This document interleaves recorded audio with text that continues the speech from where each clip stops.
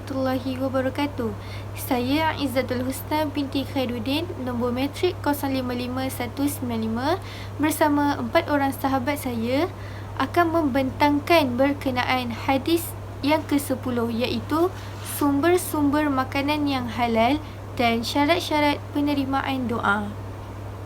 An Abi Hurairah radhiyallahu anhu qala Rasulullah sallallahu alaihi wasallam, innallaha thayyibun la yaqbalu illa thayyiban wa innallaha amara al-mu'minin bima amara bihi al-mursalin faqala ta'ala ya ayyuhar rusul kulu minat thayyibati wa'malus salihah, suratul mu'minun. Wa qala ta'ala ya ayyuhalladzina amanu kulu min thayyibati ma razaqnakum, suratul baqarah. ثم ذكر الرجل يطيل السفر أشعث أغبر يمد يديه إلى السماء يا رب يا رب ومطعمه حرام ومشربه حرام وغذي بالحرام فأنى يستجاب له رواه المسلم. Maksudnya, daripada Abu Hurairah radhiyallahu anhu, Rasulullah sallallahu alaihi wasallam telah bersabda, sesungguhnya Allah itu baik dan dia tidak akan menerima melainkan yang baik, dan sesungguhnya Allah telah memerintahkan orang-orang yang beriman barang apa yang telah diperintahkan ke atas para rasul, maka Allah Subhanahu wa taala telah berfirman, wahai rasul-rasul, makanlah daripada makanan yang baik-baik dan kerjakanlah amalan soleh. Surah Al-Mu'minun ayat 51. Dan Allah Subhanahu Wa Taala juga berfirman, wahai orang-orang yang beriman, makanlah di antara rezeki yang baik-baik yang kami berikan kepadamu. Surah Al-Baqarah ayat 172. Kemudian baginda sallallahu alaihi wasallam menceritakan tentang seorang lelaki yang telah melalui suatu perjalanan yang jauh. Kusut masai dan berdebu rambutnya, mendepakan kedua-dua tangannya ke arah langit seraya berkata, ya Tuhanku, ya Tuhanku. Dan sedangkan makanannya daripada sumber yang haram, minumannya daripada sumber yang haram, pakaiannya juga daripada sumber yang haram, dan makan ia dengan haram. Bagaimanakah doanya akan diterima? Diriwayatkan oleh Muslim.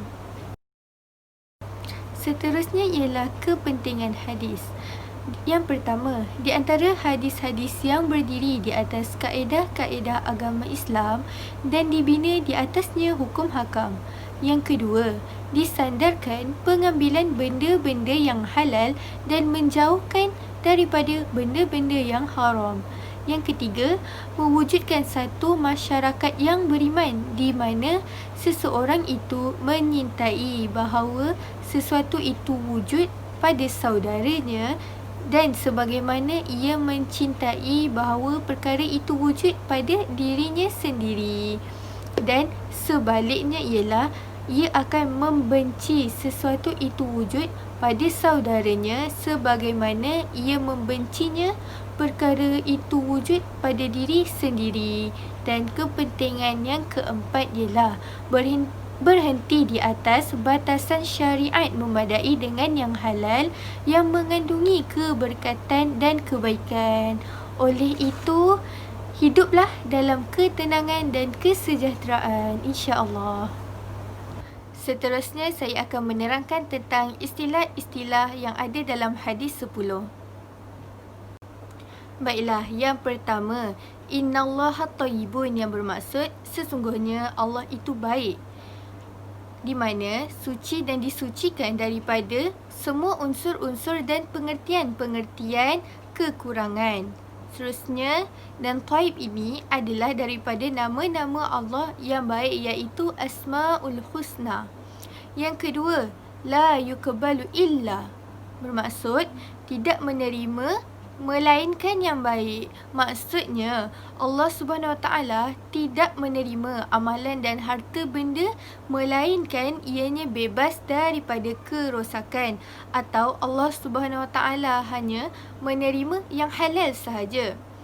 Seterusnya, yang ketiga, Wa innallaha amaral mu'minin bima amara bihil mursalin. Yang bermaksud, sesungguhnya Allah telah memerintahkan orang-orang yang beriman barang apa yang telah diperintahkannya ke atas para rasul. Yang bermaksud yang dikeluarkan oleh Allah Subhanahu Wa Taala diajukan secara saksama ke atas para rasul dan orang-orang yang beriman, iaitu perintah atas kewajipan memakan makanan yang halal. Baiklah, yang keempat, ash'asa, iaitu kusut masai. Kekusutan pada rambut disebabkan tidak disikat dalam jangka masa yang agak lama. Yang kelima pula, aghbara, yang bermaksud berdebu-debu. Maksudnya merubah warna rambutnya akibat jauhnya perjalanan yang telah dilalui, perjalanan untuk mengerjakan ketaatan. Seumpamanya perjalanan bagi mengerjakan ibadah haji dan umrah. Seterusnya yang keenam, yamuddun yadaihi ilas samai, yang bermaksud menadahkan kedua-dua tangannya ke arah langit. Mengangkat kedua-dua tangannya ke arah langit dalam berdoa dan meminta sesuatu daripada Allah Subhanahu Wa Taala. Dan yang terakhir, fa'anna yustajabulah, yang bermaksud bagaimanakah doanya akan diterima. Bagaimana dan daripada mana diterima akan doanya daripada orang yang mempunyai sifat ini.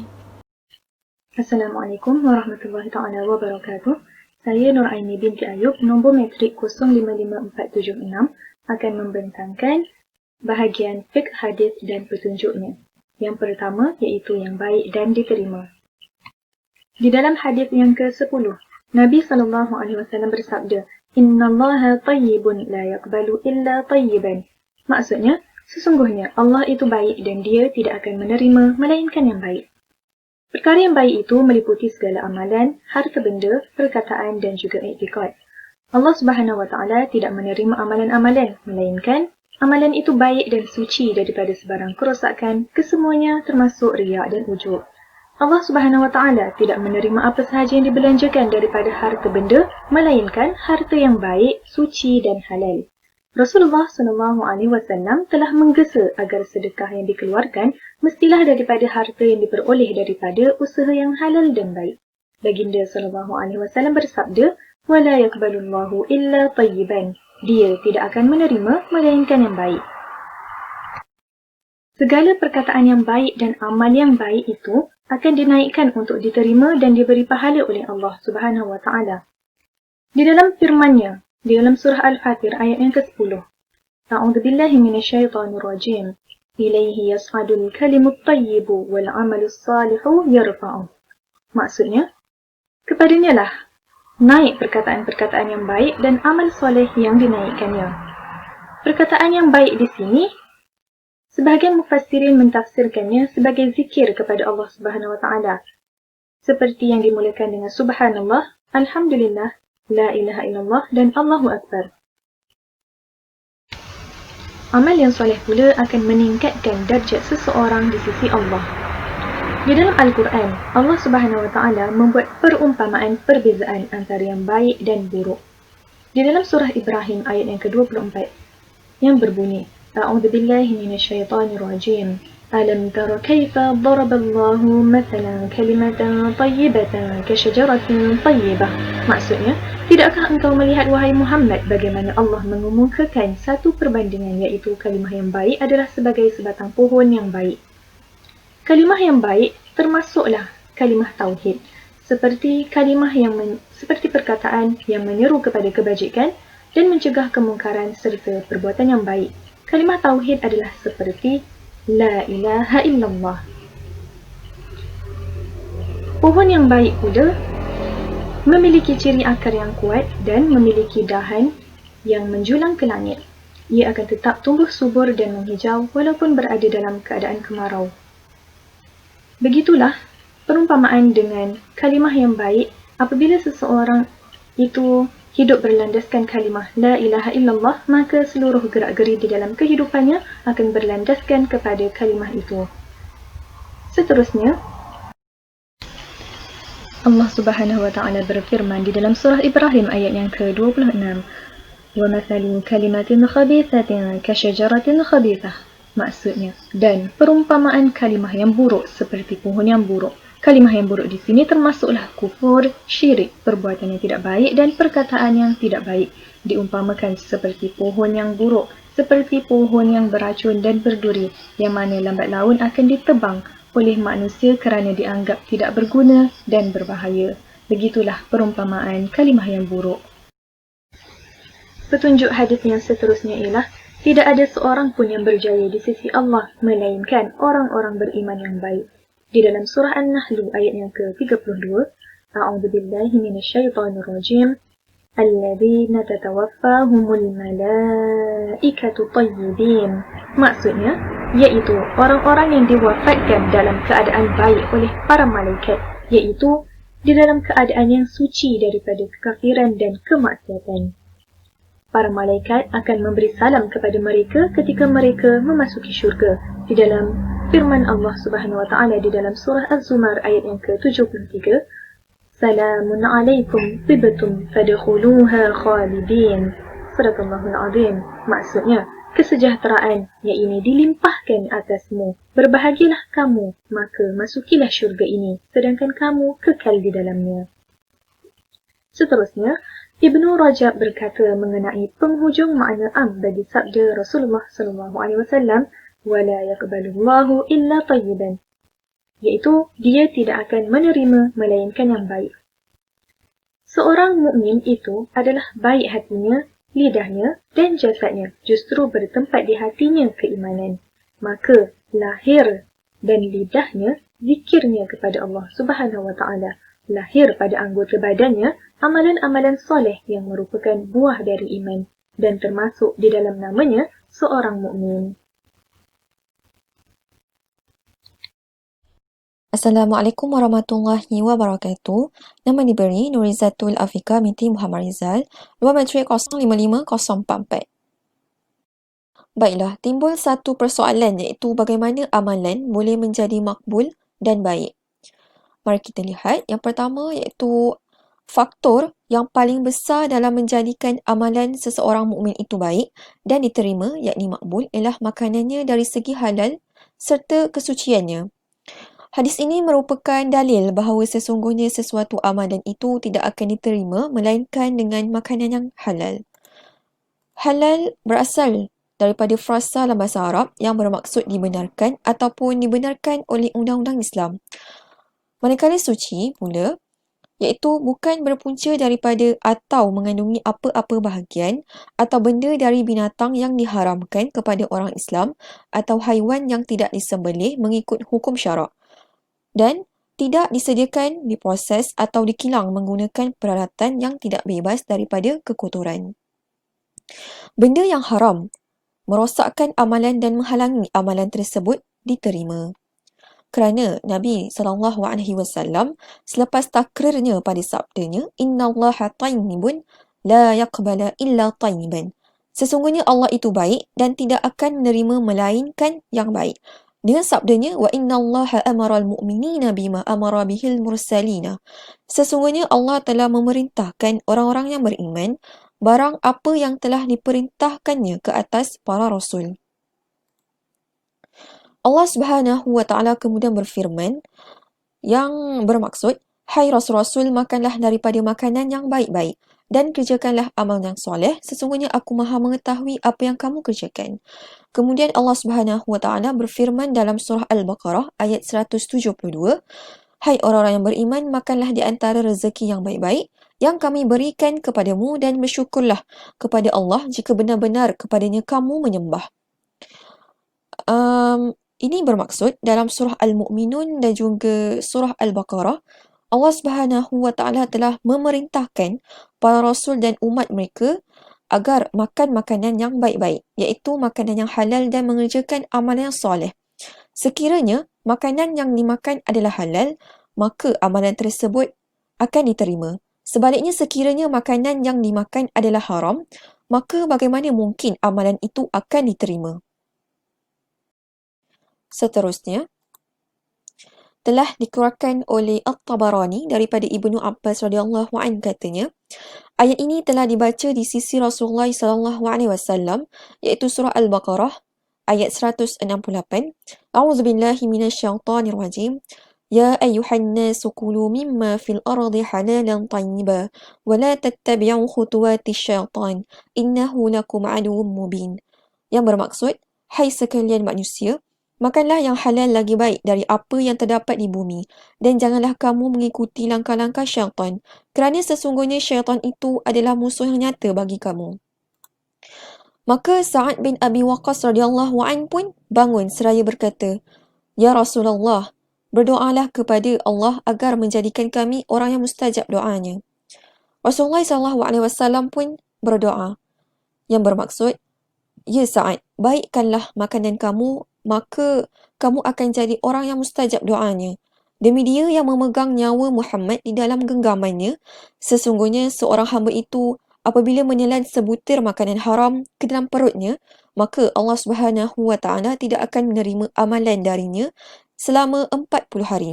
Dan adapun sesungguhnya sekiranya daging seorang hamba itu tumbuh disebabkan makanan yang haram, maka neraka itu adalah paling utama buatnya. Kemudian, diriwayatkan oleh Abu Yahya Al-Qatad daripada Mujahid daripada Ibnu Abbas radhiyallahu an, tidak akan diterima solat seseorang itu jika di dalam perutnya terdapat benda yang haram. Maka kesimpulannya, sesuatu amalan itu tidak akan diterima melainkan dengan makanan yang halal. Benda yang haram dapat merosakkan amalan dan menghalangi amalan daripada diterima oleh Allah Subhanahu wa Ta'ala. Wallahu a'lam. Bismillahirrahmanirrahim. Assalamualaikum warahmatullahi wabarakatuh. Saya Nur Sakinah binti Sofian, nombor matrik 054890. Saya akan meneruskan perbincangan dari sahabat-sahabat saya berkenaan hadis ke-10, iaitu di bahagian fiqh hadis dan petunjuknya. Baiklah, fiqh hadis dan petunjuknya yang ketiga adalah penafian penerimaan amalan. Penafian terhadap penerimaan amalan boleh dibahagikan kepada dua makna. Yang pertama ialah penafian kesahihan sesuatu perbuatan atau amalan. Yang kedua adalah penafian ganjaran dan pahala. Yang pertama, penafian kesahihan sesuatu perbuatan atau amalan. Di dalam beberapa hadis Rasulullah SAW, kita boleh dapati penafian terhadap penerimaan dengan makna penafian kesahihan sesuatu perbuatan atau amalan. Dan hadis yang seumpamanya adalah seperti La yaqbalullah salata ahadikum iza ahdasa hatta yatawadda'a. Allah tidak menerima solat seseorang daripada kamu sekiranya ia berhadas sehinggalah ia berwuduk. Maka penerimaan di sini ialah hasil daripada maksud yang dituntut daripada solat yang dikerjakan dengan taharah, iaitu dengan berwuduk. Dan dimaksudkan dengannya ialah keguguran fardu daripada tanggungjawab seseorang. Yang mana gugurnya tanggungjawab seseorang itu menunaikan solat fardu sekiranya solat yang dikerjakan olehnya adalah dengan adanya wuduk. Maka solat yang dikerjakan tanpa wuduk, ia dikira tidak diterima. Seterusnya, yang kedua adalah penafian ganjaran dan pahala. Penafian terhadap penerimaan di dalam hadis Rasulullah SAW juga kadang-kadang membawa kepada makna penafian ganjaran dan pahala.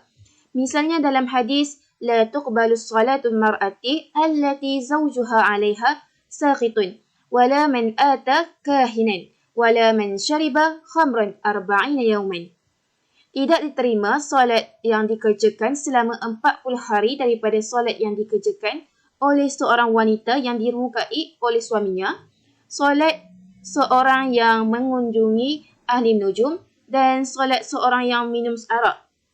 Begitu juga dalam hadis Man salla fi sawbin qimatuhu 10 darahimi haramin lam yuqbal lahu salat. Barang siapa bersolat dengan pakaian yang berharga 10 dirham daripada sumber yang haram, maka solatnya itu tidak akan diterima. Maksudnya sini ialah penafian terhadap kesempurnaan amal itu yang mewajibkan penerimaan ganjaran dan pahala, walaupun ianya makbul sekiranya telah gugur fardu daripada tanggungjawabnya. Seterusnya, fiqh hadis dan petunjuknya yang keempat daripada hadis ke-10 adalah bagaimana seseorang Muslim itu boleh membebaskan dirinya daripada perkara yang haram. Sebagai contoh, bagaimanakah seorang Muslim itu hendak membebaskan dirinya dari harta yang haram? Seorang Muslim itu boleh membebaskan dirinya daripada memiliki harta yang haram selepas digagal untuk mengenal pasti pemiliknya adalah dengan bersedekah dengan harta itu. Maka di sini ganjaran daripada sedekah itu adalah dimiliki oleh pemiliknya. Telah diriwayatkan daripada Malik bin Dinar berkatanya, aku telah bertanya kepada Atta bin Abi Rabah mengenai seseorang yang memiliki harta yang haram dan beliau tidak mengetahui akan pemiliknya, sedangkan beliau ingin membebaskan dirinya daripada harta yang haram tersebut. Jawab Atta, hendaklah dia bersedekah dengan harta tersebut dan aku tidak berkata bahawa sedekah itu sudah memadai dengannya demi untuk membebaskan dirinya daripada harta yang haram itu. Ada yang masyhur pada pendapat Asy-Syafi'i rahimahullah ialah harta tersebut hendaklah dijaga dan tidak dikeluarkan zakatnya sehinggalah nyata orang yang berhak ke atasnya. Manakala Al-Fudai bin Iyad berpendapat bahawa barang siapa mempunyai harta yang haram di mana beliau tidak mengetahui siapakah pemiliknya, maka hendaklah ia memusnahkannya dan melontarkannya ke dalam lautan dan janganlah bersedekah dengannya. Beliau berkata, seseorang itu tidak akan taharruk kepada Allah melainkan dengan yang baik. Ibnu Rajab pula berkata, yang sahih ialah bersedekah dengannya. Justru memusnahkan harta itu dan mempersia-siakannya adalah dicegah dan dilarang sama sekali. Memiliki dan menjaganya untuk selama-lamanya akan mendedahkannya kepada kerosakan dan penguasaan secara zalim ke atasnya.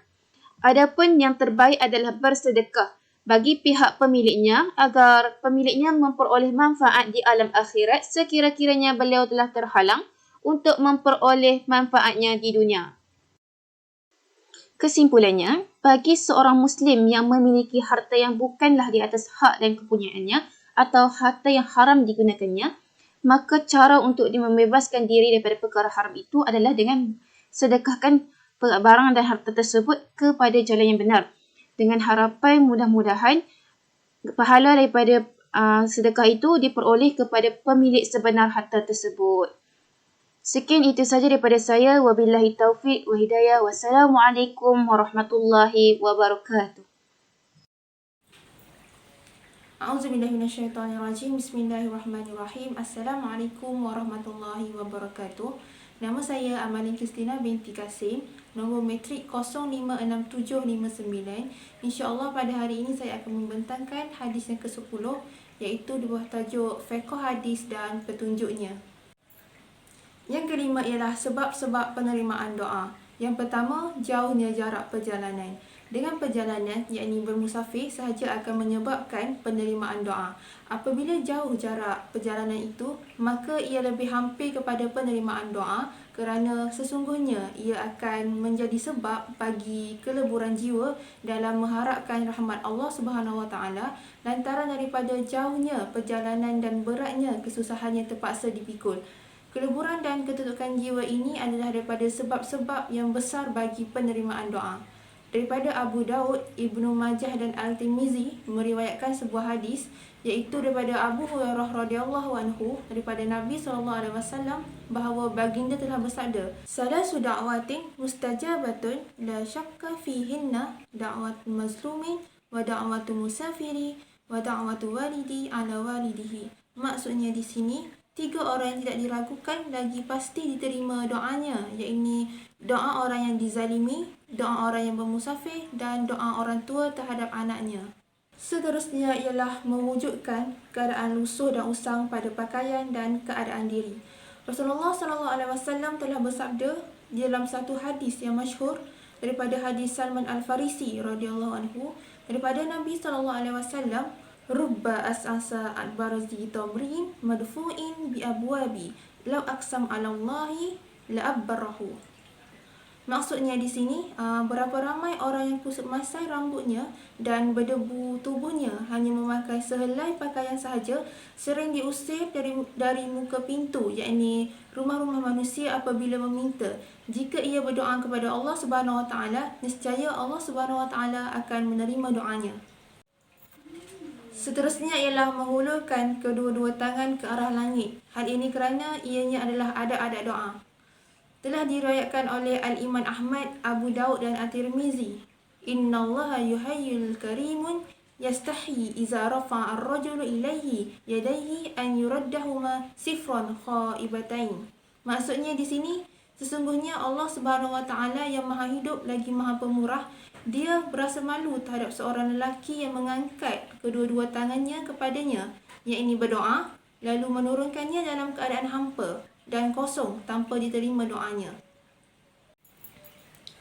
Contohnya ialah Nabi SAW telah mengangkat kedua-dua tangannya di dalam solat sunat al-istiqa, yakni solat meminta hujan, sehingga jelas kelihatan keputihan warna kedua-dua ketiaknya, dan mengangkat kedua-dua tangannya pada hari peperangan Badar untuk memohon pertolongan Allah Subhanahu Wa Taala untuk memusnahkan kaum musyrikin sehingga jatuh selendang baginda daripada kedua-dua bahunya. Akhir sekali ialah merintih-rintih dan bersungguh-sungguh dalam berdoa.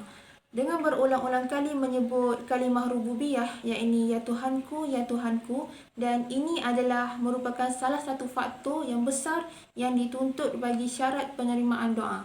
Telah diriwayatkan oleh Al-Bazzar daripada hadis Aisyah radhiyallahu anhu, sabda Nabi SAW, Iza qala abdu ya Rabbi arba'a qala Allahu labaika abdi salatu'atah. Maksudnya di sini, apabila seseorang hamba mengucapkan ya Tuhanku sebanyak 4 kali, Allah Subhanahu Wa Taala berfirman, labaik ya hambaku, mintalah permintaanmu, nescaya aku akan kabulkan. Yang keenam ialah penghalang penerimaan doa. Hadis di atas menunjukkan bahawa berleluasa dalam benda-benda yang haram, sama ada pada makanan, minuman, pakaian dan sumber-sumber yang membina daging dan darahnya adalah penghalang terhadap penerimaan doa. Dan sabda Nabi SAW, bagaimana doanya diterima adalah merupakan satu pertanyaan yang lahir daripada rasa takjub dan rasa pelik tentang bagaimana seseorang yang hidupnya bergelumang di dalam benda-benda haram, zahir dan batin, boleh diterima doanya. Pertanyaan ini tidak diajukan secara terang-terangan untuk menunjukkan bahawa doanya terhalang daripada penerimaan secara keseluruhannya. Yang ketujuh ialah doa adalah otak ibadah. Justru, seorang yang berdoa ketika terputus harapannya pada yang lain selain daripada Allah Subhanahu Wa Taala adalah merupakan hakikat tauhid dan ikhlas dan dada ibadah yang mengatasinya. Dalam arti kata lain, hanya Allah Subhanahu Wa Taala sahaja ia meminta, justru ia berkeyakinan jitu bahawa selain daripada Allah Subhanahu Wa Taala, semuanya adalah makhluk ciptaan Allah Subhanahu Wa Taala yang tidak boleh memberi manfaat dan tidak boleh mendatangkan mudarat melainkan dengan izin Allah Subhanahu Wa Taala jua. Apatah lagi untuk mengabulkan permintaannya. Yang ke-8 ialah membiayai sumber halal dan melarang sumber haram, iaitu hadis yang membimbing ke arah gesaan untuk menafkahkan harta daripada sumber yang halal dan larangan daripada menafkahkan harta daripada sumber yang haram. Yang ke-9 ialah sumber halal. Barang siapa yang ingin berdoa, maka hendaklah melazimkan dirinya untuk berusaha bersungguh-sungguh dalam menghasilkan makanan dan pakaian daripada sumber yang halal sehingga doanya diterima. Yang ke-10 ialah harta diberkati. Allah Subhanahu Wa Taala telah menerima perbelanjaan daripada orang-orang yang beriman daripada sumber yang baik, lalu menyuburkan dan mengembangbiakkan dan memberkati mereka atas perbelanjaan harta mereka itu. Sekian saja daripada kami. Assalamualaikum warahmatullahi wabarakatuh.